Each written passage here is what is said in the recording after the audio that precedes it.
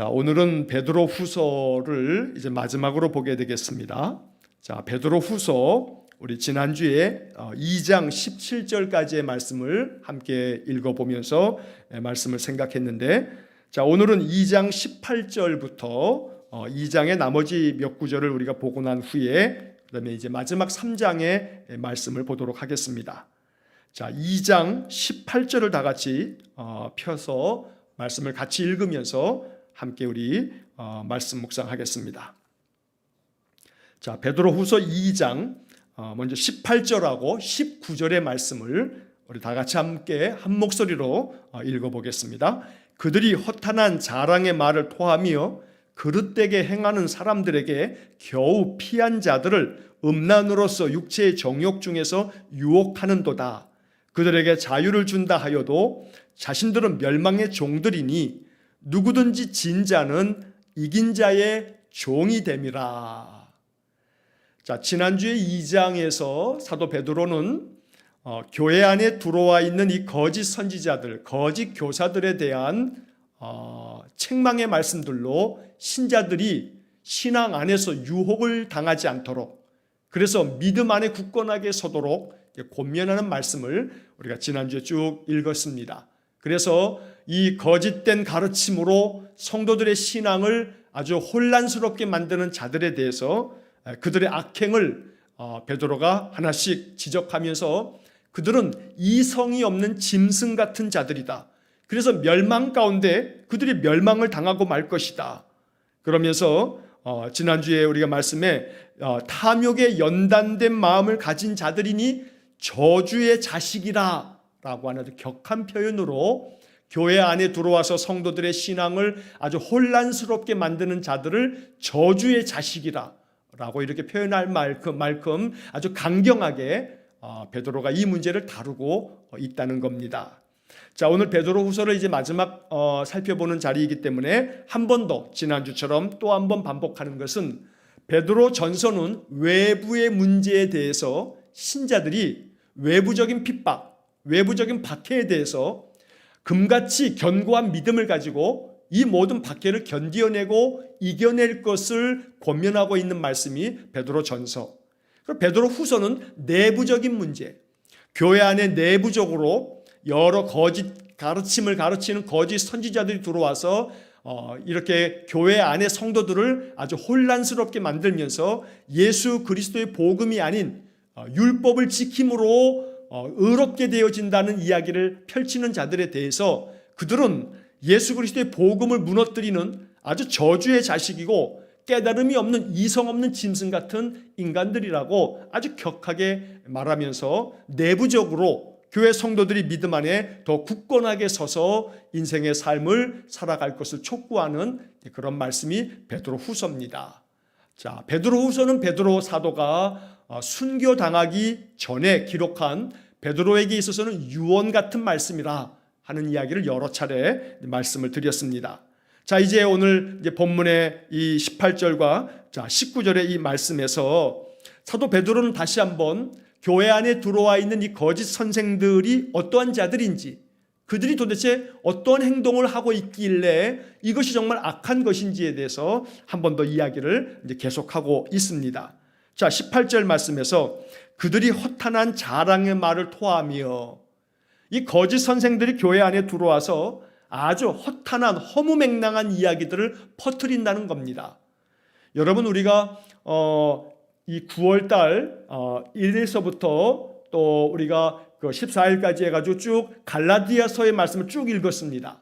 자, 갈라디아서를 읽으면서 제가 계속해서 말씀드린 것이 갈라디아 교회들 안에 들어와 있는 거짓 선생들, 그들이 계속해서 율법을 강조하면서 율법 지켜야 한다, 할례 받아야 한다, 그래야만 의로워지고 하나님 백성 되는 거다, 그래야 구원이 있다라고 이야기하는 것에 대해서 이 사도 바울이 아주 강경하게 대처하면서 예수 그리스도의 복음을 바르게 세우는 것처럼 여기 지금 이 베드로 후서에서도 사도 베드로가 유대인들이 모여 예배하고 유대인들의 어떤 신앙 공동체 안에도 여전히 율법이 중요하다고 얘기하는 사람들이 계속해서 예수 그리스도의 복음보다는 우리가 율법을 지킬 때 하나님의 구원함이 있다고 얘기하는 사람들이 계속 그 안에도 있었기 때문에 이 베드로뿐만 아니라 바울도 그러하고 초대교회 많은 그러한 어떤 교회들마다 이 문제가 아주 심각한 문제였습니다. 예수의 십자가의 은혜로 말미암아 모든 구원의 역사가 완성되었음에도 불구하고 아니 이걸로는 부족하다. 율법 지키고 할례를 행하고 그렇게 구약의 말씀을 따라 살아야만 구원받는 거다라고 이야기하는 사람들이 예수의 십자가의 복음을 자꾸 약화시키고 허물어뜨리고 있기 때문에 베드로도 이 문제에 대해서 아주 강경하게 지금 대처하며 나아가고 있는 겁니다. 자, 그들의 말들이 다 허탄한 자랑의 말을 토해낸다. 큰 소리로 허무맹랑하게 자기 주장만을 펼치고 있는 그런 거짓 선생들에 대한 모습을 베드로가 이야기하는 겁니다. 자, 그 다음에 이어지는 말씀에서 그릇되게 행하는 사람들에게서 겨우 피한 자들을 음란으로서 육체의 정욕 중에서 유혹하는도다. 자, 잘못된 길로 가는 사람들, 그런데 그 잘못된 길로 행하는 사람들에게서 겨우 피해서 믿음을 간신히 지킨 사람들이 있는데 그렇게 간신히 자기 믿음을 잘못된 길로 가는 사람들에게 휩쓸리지 아니하고 믿음을 지키는 사람들까지도 이들에게 아주 음란한 그런 유혹을 그들에게 뻗쳐가지고 그들로 하여금 육체의 정욕 가운데서 무너져 내리도록 그렇게 만드는 아주 못된 놈들이다 라고 지금 베드로가 이 18절의 말씀을 통해서 이 교회 안에 들어와서 성도들을 혼란스럽게 만드는 그 이단들, 거짓 선생들이 얼마나 교회 공동체를 아주 해롭게 만드는 자들인지를 말하고 있는 겁니다. 자, 그 다음에 19절의 말씀에서 그들에게 자유를 준다 하여도 자신들은 멸망의 종들이니 누구든지 진 자는 이긴 자의 종이 됨이라.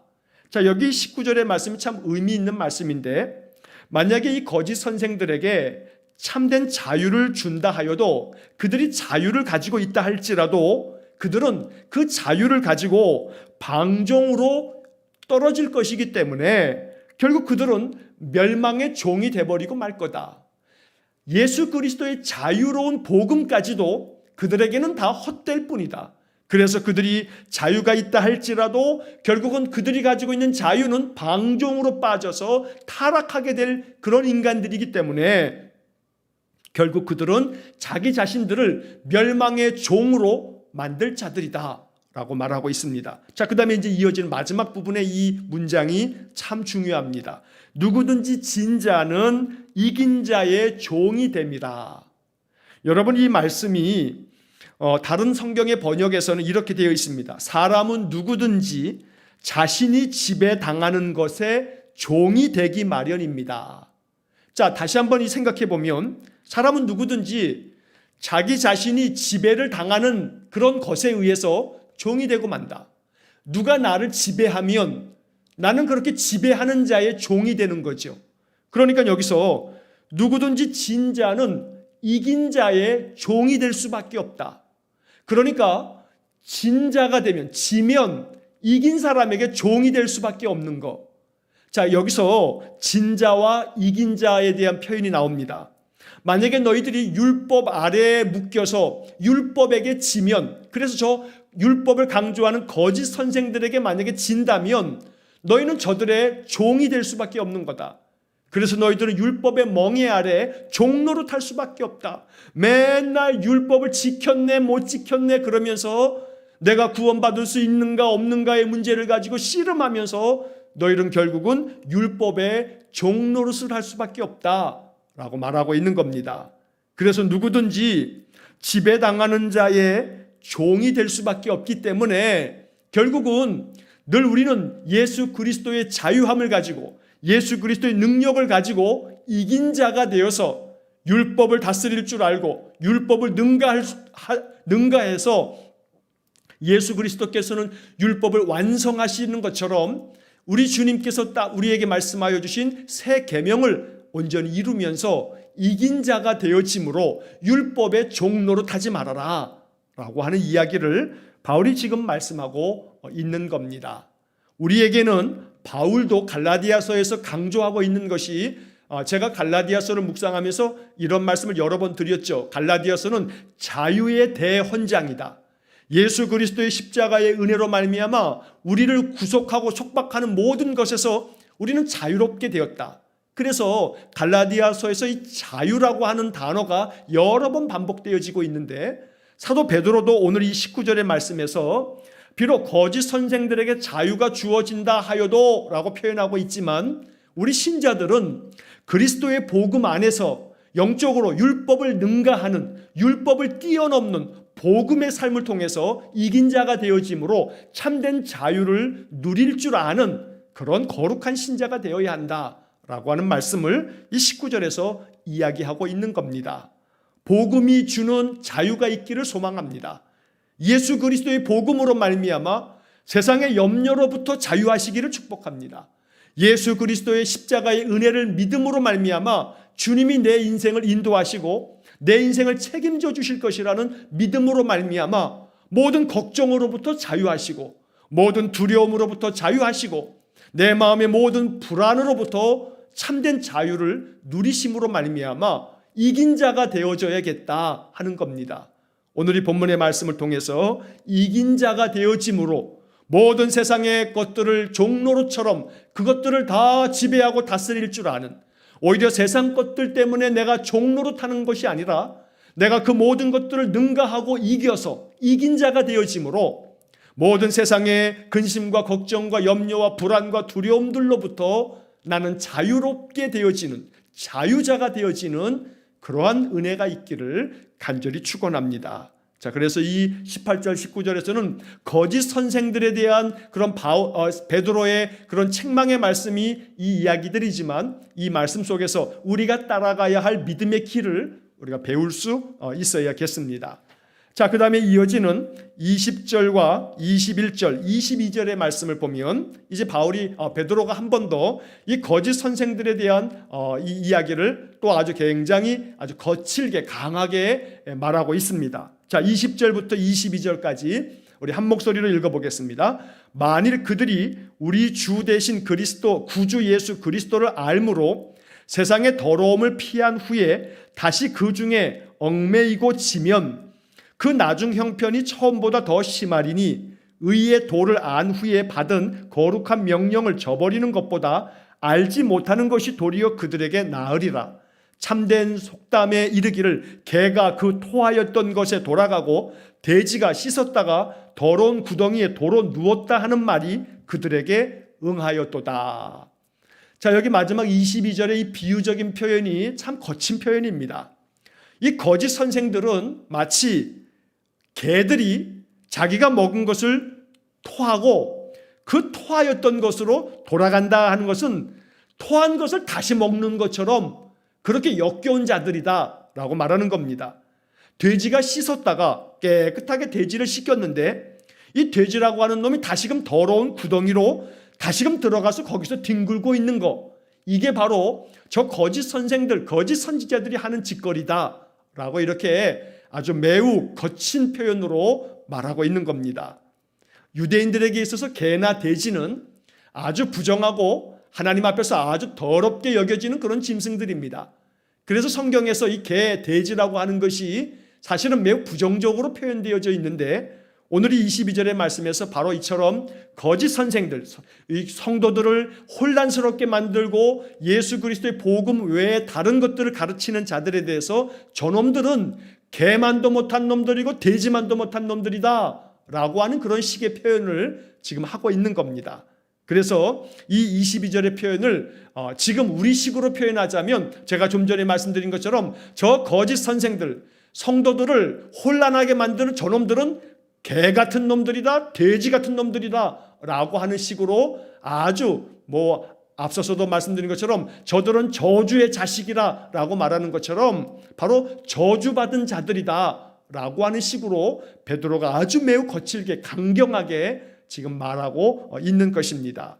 자, 그 앞에 20절과 21절의 말씀에서 우리 주 대신 구주 예수 그리스도를 알므로 세상의 더러움을 피한 후에, 예수 그리스도를 알므로 말미암아 주님을 신뢰하고 주님의 복음을 알고 믿고 깨닫고 그렇게 되어지고 난 후에 다시금 세상의 모든 더러움을 다 피하여서 예수 그리스도의 거룩한 성도가 되었는데, 자, 그 다음에 20절의 마지막 부분에서 하반절에서 다시 그 중에 얽매이고 지면, 자, 예수 그리스도의 복음을 알므로 말미암아 세상의 모든 더러운 것들을 다 피하고, 그래서 걱정도 근심도 염려도 불안도 다 떨쳐버리고 참된 복음으로 말미암아 자유를 얻으면서 그 모든 얽매인 것들을 다 벗어버렸는데, 다시금 자기 스스로가 그 얽매이는 자리로 또 들어가서 자기를 묶어서 그렇게 답답하게 인생을 살아간다면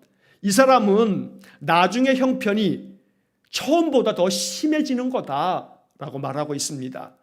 여기 20절 이 하반절에 나와 있는 이 표현, 다시 그 중에 얽매이고 지면. 자, 좀 전에 제가 계속 지금 말씀드리는 것처럼 예수 그리스도의 복음으로 말미암아 참된 평안이 찾아옵니다. 세상의 근심거리, 걱정거리가 아무리 많아도 여호와 이레 하나님, 나를 위해서 준비하시고 내 인생을 이끄시는 하나님을 신뢰한다면 마음이 평안해집니다. 자, 그래서 예수 그리스도의 복음을 마음으로 아멘으로 받아들이면서 기쁨과 감사함으로 평안을 누리다가 한순간에 마귀가 마음속에 틈타면 또다시 무너져 내립니다. 그리고 그렇게 무너져 내리면서 다시금 내 마음이 여러 가지 인생의 걱정, 근심, 염려, 불안, 두려움, 온갖 우울함과 답답함과 괴로운 마음이 우리의 마음을 아주 칭칭 동여매서 완전히 엮어매는 겁니다. 숨도 못 쉴 만큼 답답하니까 맨날 한숨만 푹푹 쉽니다. 그러면 이긴 겁니까? 진 겁니까? 진 겁니다. 그래서 다시금 그 중으로 들어가서 그 가운데로 들어가서 얽매이고 또 진다면 이것은 처음에 누렸던 그 기쁨과 복음을 다 잃어버린 채로 다시 더 심각한 상태로 떨어져 버리고 마는 거다. 그래서 중요한 것은 20절의 말씀의 소리가 꼭 마음에 묵상해야 할 것은 예수 그리스도의 복음을 잘 유지해야 합니다. 잘 보존해야 합니다. 내가 가지고 있는 그리스도의 복음으로 말미암는 이 평강을 잘 지켜야 한다는 겁니다. 마귀는 끊임없이 우리의 마음속에 틈타서 마치 우리의 마음에 뿌려져 있는 이 복음을 길가에 뿌려진 씨앗처럼 다 밟아버리고 다 먹어치워버립니다. 우리 안에 말씀이 잠깐이라도 머물지 못하도록 말씀이 떨어지기만 하면 그냥 낚아채버립니다. 혹은 마귀는 우리 안에 이 말씀이 조금씩 뿌리를 내려가지고 자라면 뿌리가 없게 만들어서 그 밑에 돌짝밭이어서 뿌리가 조금 내려가다가 뿌리가 깊지 못해서 메말라 버리도록 만드는 겁니다. 또 혹은 뿌리가 내려서 잘 자라가게 되면 위에다가 가시덤불을 다 얹어놔가지고 더 이상 그 가시덤불 때문에 자라나지 못하게 만듭니다. 자, 이렇게 예수님께서는 씨 뿌리는 비유를 통해서 끊임없이 우리 안에 예수 그리스도의 평화의 복음이 우리 안에 옥토에 뿌려진 그 씨앗이 30배, 60배, 100배의 결실을 맺듯이 이렇게 영적인 성장을 이루며 성숙을 이루며 참된 자유를 누리며 살아가야 되는데 마귀는 끊임없이 그렇게 못하도록 방해한다는 겁니다.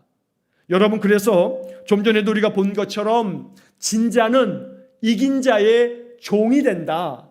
그러므로 마귀에게 지지 말고 이겨야만 된다. 마귀를 지배하고 다스리고 대적해야 한다. 이긴 자가 되어서 자유를 쟁취하고 이 자유를 내 안에 늘 보존하고, 그래서 얽매이지 아니하고 묶이지 아니하고 속박당하지 아니하고 우리 주님 주시는 복음의 능력을 가지고 여호와 이레 하나님, 나를 위해서 준비하시고 선한 목자 되신 하나님, 내 인생을 선하게 인도하시는 그 하나님을 신뢰함으로 하나님께서 내게 주신 약속의 말씀들을 붙잡고 인생의 삶에 이긴 자가 되어야 한다라고 하는 것을 베드로 사도가 이 말씀들을 통해서 우리에게 교훈하고 있는 겁니다. 간절히 바라기는 이긴 자가 되셔서 정말로 참된 자유와 구원의 복음의 능력을 늘 누리면서 사는 복된 삶이 되시기를 간절히 축원합니다. 자, 이제 3장으로 넘어가게 되면 이 베드로후서 3장이 아주 중요한 의미를 갖습니다. 이 베드로후서 3장은 사도 베드로가 재림에 대한, 예수 그리스도의 재림에 대한 중요한 교훈을 우리에게 알려주고 있습니다. 자, 먼저 3절과 4절의 말씀을 보겠습니다. 3절과 4절.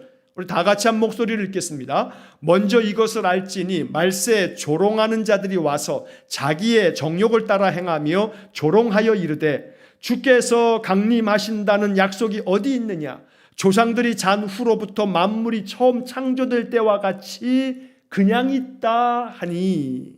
자, 말세에 조롱하는 자들이 나타나가지고 신자들을 계속해서 조롱하면서 그들이 말할 거다.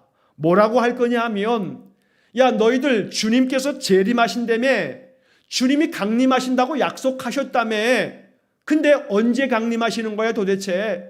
아니, 예수님 다시 오신다고 얘기했는데 도대체 언제 오시는 거야? 라고 이렇게 조롱하며 얘기하는 자들이 있겠다는 겁니다. 자, 그러면서 한다는 말이, 하나님께서 심판하신다며, 주님이 오셔서 세상을 심판하신다고 이야기했잖아. 자, 그런데 조상들이 잔 후로부터, 그 옛날 우리들의 조상부터, 아니 만물이 처음 창조될 때와 같이 마찬가지로 지금도 여전히 똑같지 않냐. 심판은 무슨 놈의 심판? 주님이 다시 오셔서 심판하신다고 이 뻥 같은 소리하고 앉았네. 너희들이 하는 말은 순 다 거짓말 아니야. 예수님 다시 오신다고 했지만 2000년이 지나도록 예수님 오시지 않았지 않냐. 주님이 심판하신다고 했지만 도대체 심판이 어디 있냐? 그 옛날과 지금이 뭐이 다르냐? 이렇게 조롱하는 자들이 계속해서 자기들의 정욕대로, 자기 욕망대로 살면서 이렇게 그리스도인들을 조롱하며 비난한다는 이야기입니다. 자, 이에 대해서 사도 베드로가 7절서부터 10절까지의 말씀에서 아주 중요한 깨달음으로 우리에게 말씀해 주십니다. 자, 7절 말씀부터 10절까지를 우리 한번 천천히 한번 읽어보겠습니다. 7절부터 읽겠습니다. 이제 하늘과 땅은 그 동일한 말씀으로 불사르기 위하여 보호하신 바 되어 경건하지 아니한 사람들의 심판과 멸망의 날까지 보존하여 두신 것이니라. 사랑하는 자들아, 주께는 하루가 1000년 같고 1000년이 하루 같다는 이 한 가지를 잊지 말라. 주의 약속은 어떤 이들이 더디다고 생각하는 것 같이 더딘 것이 아니라 오직 주께서는 너희를 대하여 오래 참으사 아무도 멸망하지 아니하고 다 회개하기에 이르기를 원하시느니라. 그러나 주의 날이 도둑같이 오리니 그날에는 하늘이 큰 소리로 떠나가고 물질이 뜨거운 불에 풀어지고 땅과 그 중에 있는 모든 것이 드러나리로다. 자, 여기 이 말씀에서 7절의 말씀을 우리가 주의 깊게 이해해야 되는데, 이제 하늘과 땅은 그 동일한 말씀으로 불사르기 위하여 보호하신 바 되어. 자, 여기 불사르기 위하여, 이 말은 하나님이 심판하시는 거죠. 자, 그래서 하나님이 심판하실 때까지 이 세상, 이 땅을 예전에 말씀하신 그 말씀, 그 동일한 말씀으로 하나님이 지금도 이 세상을 그대로 보호하고 계시는 거다. 여러분, 이 악한 세상을 하나님이 사랑하기 때문에 보호하고 있는 게 아니라 이 죄 많은 세상에 대해서 심판하셔서 불사르기까지 하나님이 보호하신다라고 하는 것은 하나님이 참고 기다리고 있는 거다라고 하는 이야기입니다. 자, 그래서 그 다음에 경건하지 아니한 사람들의 심판과 멸망의 날까지 보존하여 두신 것이니라. 하나님이 지금 이렇게 세상을 내버려 두는 까닭은 심판과 멸망의 날까지 그냥 그대로 하나님이 두시는 거야. 자, 이렇게 그대로 두어서 하나님이 멸망하는 날까지 그대로 지금 참고 기다리며 그대로 두시는 까닭이 있는데, 그 까닭이 뭐냐 하면, 자, 먼저 9절부터 보면 주의 약속은 어떤 이들이 더디다고 생각한 것처럼 더딘 것이 아니라, 자, 주님께서 약속하신 것이 곧 오신다고 했지만 이게 더디고 더디어서 아주 오랫동안 안 오시다 보니 정말로 안 오시는구나, 이렇게 생각하는 것은 착각이다. 오직 주님께서 이렇게 더디게 아직도 오시지 않는 까닭은 9절 하반절에 오직 주께서는 너희를 대하여 오래 참으사 아무도 멸망하지 아니하고 다 회개하기에 이르기를 원하시느니라. 그래서 주님이 더디 오시는 것처럼 보이는 거다. 우리 주님께서 멸망의 날, 심판의 날까지 이 죄 많은 세상, 이 죄악된 세상을 보존하시고 그냥 내버려 두시는 까닭은 그나마 너희들이 회개할 기회를 얻도록, 너희들이 회개하고 멸망하지 않고 하나님께로 돌아올 때까지를 하나님 계속해서 기다리고 계시는 거다라고 이렇게 베드로가 아주 명쾌하게 주님의 재림이 지연되고 연기되고 굉장히 더디게 오는 것처럼 이렇게 아예 안 오시는 거 아니야? 하는 의심을 하는 사람들이 있지만 하나님의 뜻이 바로 여기에 있는 거라고 알려주고 있는 겁니다. 자, 그러면서 8절 말씀에서 아주 의미심장한 이야기를 합니다. 사랑하는 자들아, 주께는 하루가 1000년 같고 1000년이 하루 같다는 이 한 가지를 잊지 말라. 주님의 시간과 우리의 시간이 다르다는 이야기를 하는 겁니다. 우리가 생각할 때는 굉장히 오래된 것 같지만 주님에게는 아무리 우리가 오랜 세월이라고 일컫는 1000년조차도 하나님 앞에서는 하루밖에 아니다. 하루밖에 아니야. 그러니까 우리가 가지고 있는 이 시간 개념하고 하나님이 이 세상을 통치하실 때 하나님의 시간표는 다르다. 그러니 우리가 생각하는 이 짧은 생각을 가지고 하나님이 더디 오시네, 주님께서 오시는 것이 이것은 거짓말이네, 이런 식으로 의심하면 안 된다. 베드로가 이것을 말씀해 주고 있는 겁니다. 하나님의 약속, 하나님의 기도의 응답, 더딘 것처럼 보이지만 그러나 우리들의 마음속에 여호와를 신뢰함으로 기다릴 줄 알아야 합니다. 설사 그 기다림이 내가 살아있는 동안에 응답되지 않아도 기다려야 합니다. 우리의 인생의 삶은 당장에 내가 보는 이 눈앞에서 내가 살아있는 동안에 당장에 하나님께서 응답해 주셔야만 응답받은 것처럼 여겨지지만 하나님의 약속은 더러는 1000년이 하루 같고 하루가 1000년 같다 보니 우리의 시간에 맞추어서 하나님이 움직이시기를 요구하는 거, 이거 교만한 마음입니다.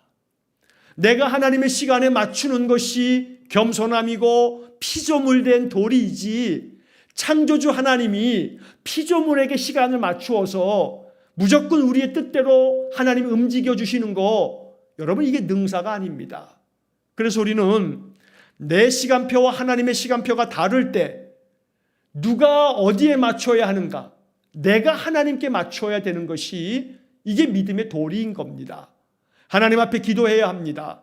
하나님의 시간표를 내가 알지 못하니 내 마음에 오래 참고 기다릴 줄 아는 마음도 주시고 우리 하나님의 시간표대로 내가 순종할 수 있도록 내 마음에 성령 충만함을 주시고, 그러나 내가 심히 연약한 인생이니 하나님 내 마음의 소망을 보셔서 내게 자비를 베풀어 달라고 기도하는 겁니다. 이것이 우리의 기도의 자세인 겁니다. 자, 그 다음에 이어지는 말씀의 10절에서 그러나 주의 날이 도둑같이 오리니, 주님의 날은 예고하지 아니하고 도둑같이 임한다.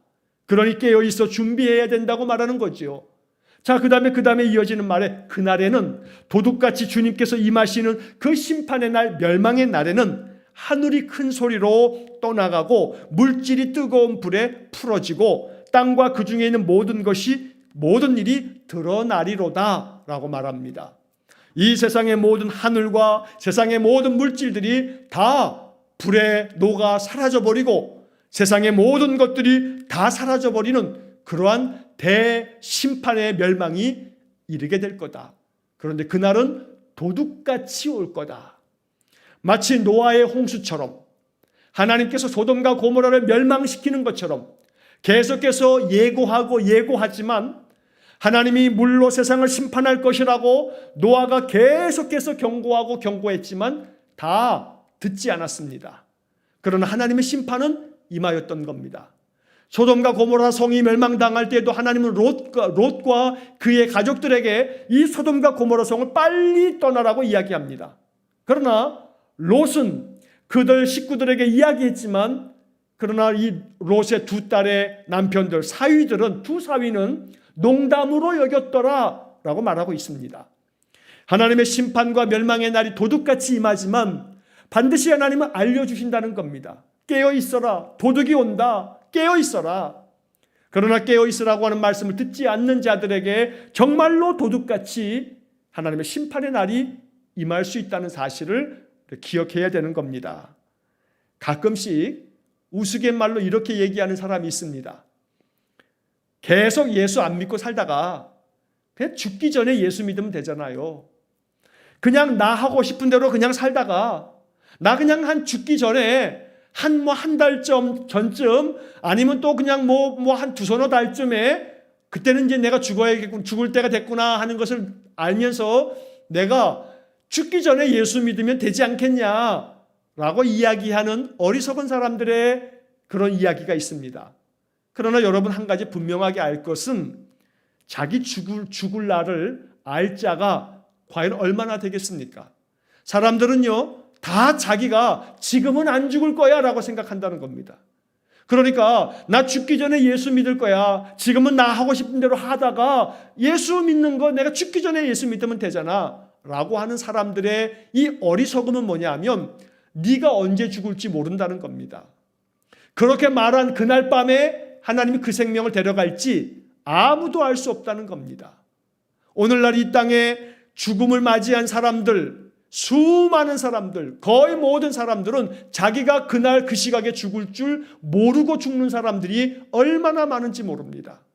그렇기 때문에 우리 주님께서 우리에게 임하시는 그 날도 이렇게 도둑같이 나도 모르는 사이에 임하는 것이기 때문에 베드로는 이야기하기를 주님께서 오래 참으시면서 아무도 멸망하지 않고 다 회개하고 하나님 거룩한 백성으로 살기를 하나님이 원하시기 때문에 지금도 기다리고 기다리시는 거다. 하나님의 기다리심을 감사하게 여기며 늘 주님을 향해서 나아가는 신실한 믿음의 삶이 될 수 있기를 간절히 축원합니다. 자, 그 다음에 이어지는 10절과 11절, 13절의 말씀에 보면 이 모든 것이 이렇게 풀어지리니 너희가 어떠한 사람이 되어야 마땅하냐. 거룩한 행실과 경건함으로 하나님의 날이 임하기를 바라보고 간절히 사모하라. 그날에 하늘이 불에 타서 풀어지고 물질이 뜨거운 불에 녹아지려니와 우리는 그의 약속대로 의가 있는 곳인 새 하늘과 새 땅을 바라보도다. 하나님께서 우리에게 약속하신 새 하늘과 새 땅, 저 천국을 바라보면서 그 약속하신 곳으로 우리가 나아갈 것이기 때문에 그러므로 우리가 어떤 사람이 되어야 마땅하냐. 자, 이 11절 중간에 나오는 너희가 어떠한 사람이 되어야 마땅하냐. 이게 이제 베드로가 마지막으로 3장을 마치면서 이야기하고 있는 질문입니다. 너희가 어떤 사람이 되어야 마땅하냐.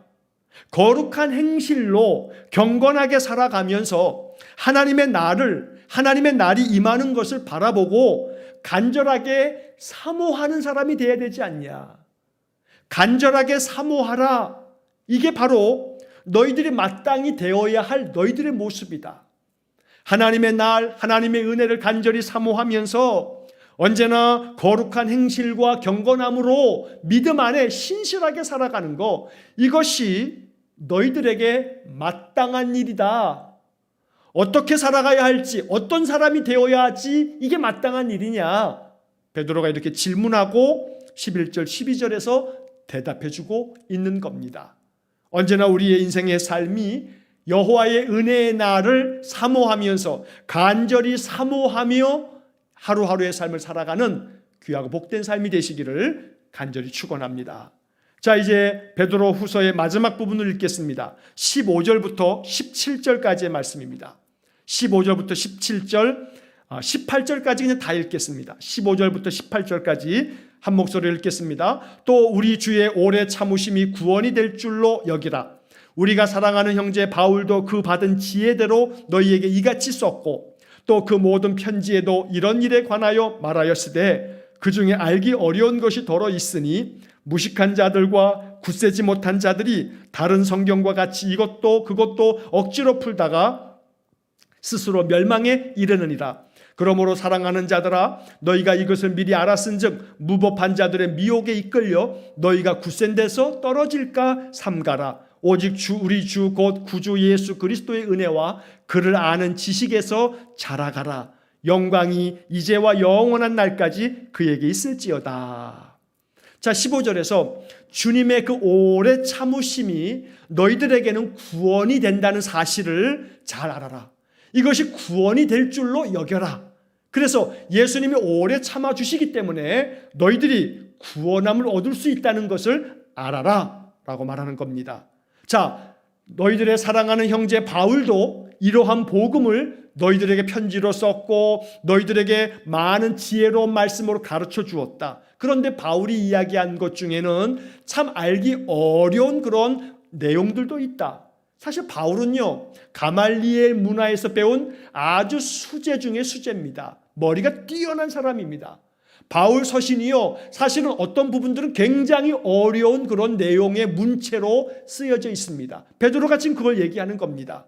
그래서 어떤 사람들은 그것을 알기가 참 어려워서 무식한 사람과 굳세지 못한 사람들이 이 바울의 이 서신들을 자기 마음대로 해석하다가 엉뚱하게 나아가는 사람들도 있었다. 그러나 너희들이 분명히 알 것은 너희들이 굳센 데서 떨어지지 않도록 삼가라, 조심하라 라고 말하고 있는 겁니다.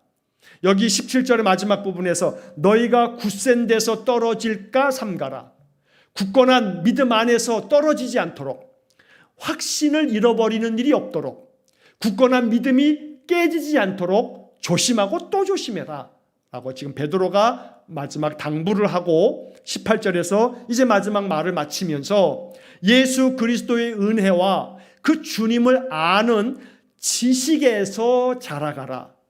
예수 그리스도의 은혜의 복음과 우리 주님이 가르쳐 주신 그 생명의 복음의 말씀들을 알기 위해서 끊임없이 말씀을 늘 따르며 사는 그 영적인 지식이 점점 자라나도록 수고하고 애써라. 베드로가 이렇게 마지막 당부를 하고 베드로는 이 베드로 후서를 마치면서 얼마 지나지 않아서 베드로는 십자가에 거꾸로 매달려 순교를 당하고 말았던 겁니다. 베드로의 마지막 편지의 마지막 구절, 구주 예수 그리스도의 은혜와 그를 아는 지식에서 자라가라. 그를 아는 지식에서 자라가라.